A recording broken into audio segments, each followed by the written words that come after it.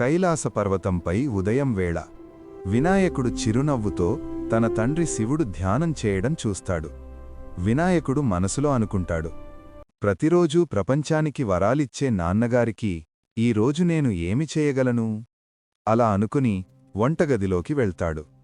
తన తండ్రి కోసం వినాయకుడు స్వయంగా మోదకాలు తయారుచేస్తాడు. పాయసం కాచుతాడు.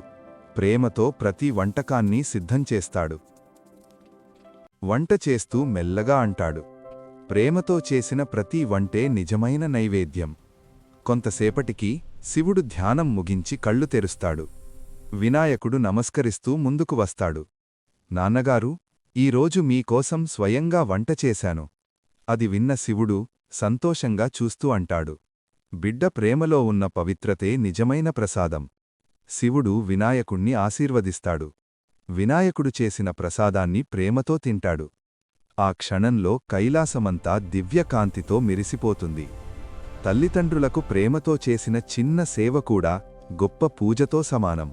ఈ వీడియో కనుక మీకు నచ్చినట్లయితే లైక్ చేసి సబ్స్క్రైబ్ చేసుకోండి. ఓం నమఃశివాయ అని కామెంట్ చేయండి.